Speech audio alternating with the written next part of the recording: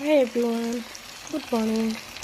আজি ৰাতিপুৱাই মই মায়ে সদায় ভাত বনায়, আজি মই বনাইছোঁ। আৰু মই আজি ভাত কিটো বনাইছোঁ আপোনালোকক দেখাম। মই বনাইছোঁ আলু আৰু বিলাহী মাছ।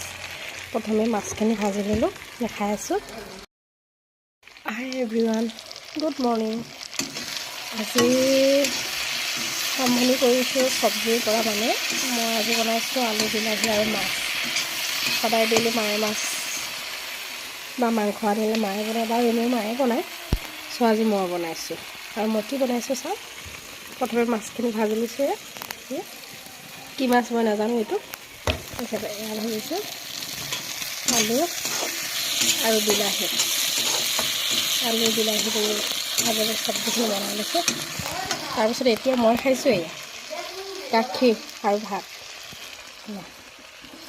খাই লওঁ, বাকীখিনি আপোনালোকক দেখাই থাকিম।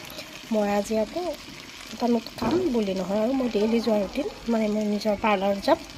আপোনালোকক দেখাই থাকিম, আপোনালোকে চাই থাকিব। এতিয়ালৈ ৰাখিছোঁ, বাই। হ'ল মাছ ফ্ৰাই কৰি লৈছোঁ প্ৰথমে।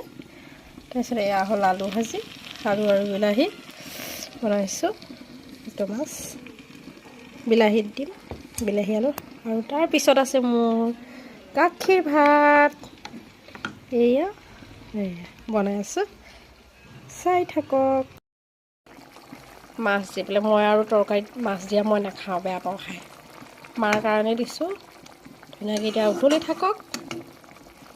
5-10 মিনিটৰ পিছত ধুনীয়াকৈ বন্ধ কৰি দিম। পুৱাৰ ভাত সাঁজ এনেকৈয়ে খাম, দেখাই